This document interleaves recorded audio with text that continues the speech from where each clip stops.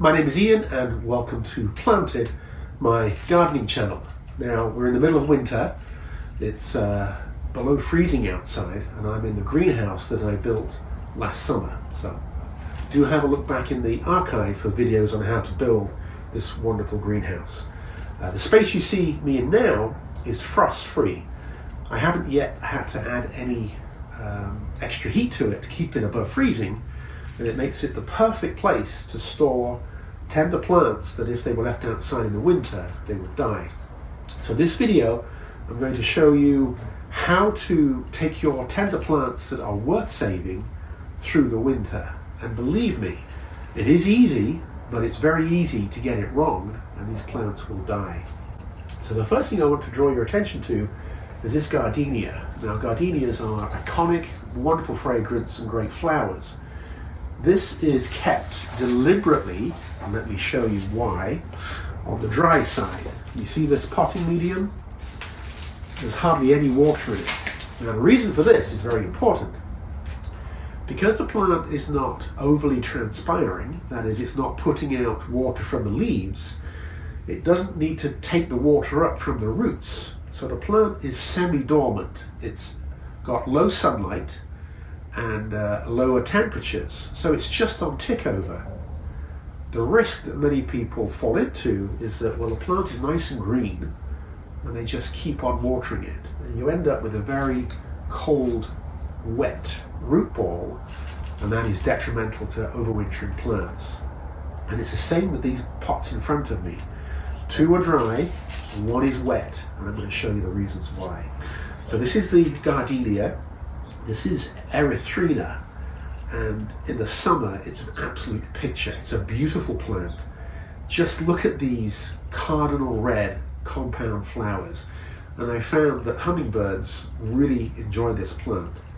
Now I'm in the northeastern Connecticut, and this will not last outside in our winter. It's way too cold. But this is a plant worth storing in a basement, frost-free. And look at it, it looks terrible.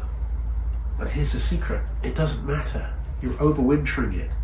Your task is to get it through to April with new buds. That's it. You don't need to have it carry full foliage all the way through the winter. It's just not required. And let's look closely at this. You can see that we've got some different sized branches. These are branches that grew 3 years ago. These are branches that grew 2 years ago. And this is last year's growth. So what I'm doing is I'm building up a framework of branches that I can gradually cut back to, knowing that the plant can then have a really improved shape. And I have to admit that this little diagonal plant branch here, this is going to have to go. That will get cut off in the springtime when I start to bring these plants out of dormancy. And by the way, I'm going to post in the video description a link to waking up dormant plants. It's very easy, anyone can do it. And it's exactly where you should be aiming to be in early spring.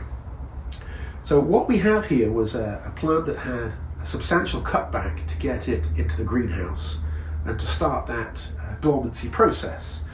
And you see we've got some branches that are green, obviously this is alive, and we've got some branches that are brown. Now these could be cut off because we know that they're not going to grow, they're the wrong colour. But you might think, well, why don't you cut it back a lot more now? Well, I've learned the hard way that if you cut back things to your finished requirement, they might die back even further. And if you leave your plant a little bit bigger than you want, leave your crown a little bit bigger than you want, you can then see what's alive and then prune it accordingly. So I'm going to leave this just like this all winter long, and it won't be until the days get longer and I can start to see what's growing before I give it a prune. Now, just as with the gardenia, this is also deliberately on the dry side. I will give them a little bit of water, and what you'll find is that you put the water on and the water will run to the sides and run down. So really what you want to do is add a pint of water, hour 1, go back, add another pint of water in hour 2, and just let that plant start to absorb a small amount rather than having it all run through or overwatering it. It's a little bit just to give it the ability to take in a very small amount of water. So this plant, although ugly, is in perfect condition for my application. Now let me show you this plant down here. This is crinum, and it's a bulb. It's very, very revered in the south, and it will last outside in their winters. It will not here. And as you can tell, this has gone into full dormancy. This plant's not dead, it's just that I've let it get cool, and the plant is now in a dormant stage. But the problem here is that the leaves went dormant prior to the plant drying out.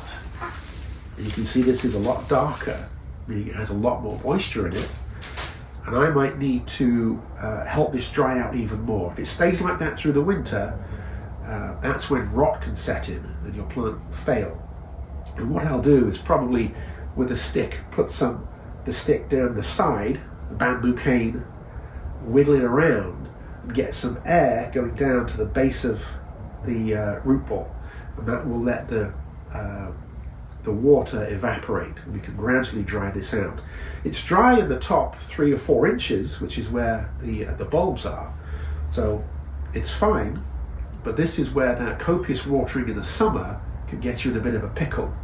Remember, the plant's dormant, it doesn't need lots of water. And finally, let's have a look at this.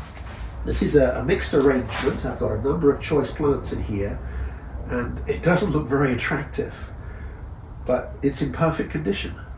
It's ticking over. It doesn't need to put on huge foliage or flowers. I have in here a number of, this is the beautiful white agapanthus. You can see that we've got foliage that's gone dormant. We've got a little bit of new growth here. What that signals is that the plant went into dormancy and is now about to come out of dormancy. Keeping it on the cool side is very important. If it gets too hot, it will flower early, and I want it to flower outside. So if there's a common theme among these 4 pots, is that the underlying goal is to keep them on the dry side and not try and baby them. Don't give them too much heat, don't give them too much water. But ultimately, every pot is just a little bit different. This has got a big crown of foliage, but it's on the cool side, so it's not transpiring. This one is deciduous, so it's dropped its leaves and it looks terrible. It's fine. This one is a little bit moist, but I can dry it out. And this is a mix of plants, all just a little bit different. And as I look at it now, you can see here, we've got this drooping over, and that's because it's on the dry side. So I can give that a little bit more water. I've got to bring this to a conclusion by saying, why on earth bother overwintering these plants? You have to have a greenhouse, you have to physically pick up the pots and bring them in here, and then bother to look after them. Well, I've said it before many times, these plants are not widely available. I would think that the gardenia is the most easily accessible to go and rebuy. So if you wanted to, you could let it die last year and then buy a new one this spring. But I'm going to end up with a plant that's a lot bigger and with more flowers on by bothering to overwinter it. These 3 arrangements in front of me, these plants are not readily available, so I don't have the ability to go out and buy them easily. So I keep a plant that's difficult to get, not difficult to grow, and I also have it at a larger size. And it means that when I put my containers out in late April, early May, they are looking beautiful, looking really established and full, and I get a lot more colour in my garden a lot sooner by bothering to do this. So I hope this helps, and if you are lucky enough to have a greenhouse, you don't have to heat it to 70 degrees. It's a big myth that greenhouses are expensive to heat. They are, if you choose to heat it that hot, to that temperature. This is frost-free, and it opens up a whole new world of horticulture and plant success. So thank you so much for watching. I, as ever, really enjoy doing these videos. There's lots more to come. And if there's anything that I can share with you this year, I'd like you to let me know in the comments. If there's a subject that you think I could make a video about that you would find interesting, write it down below and maybe I can do a video for you. I've got the resources of the planted courtyard by my house, and now I've got the resources of this greenhouse.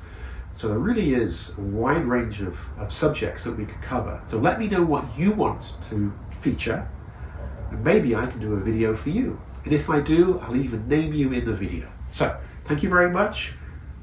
Don't forget, spring really is just around the corner. Bye for now.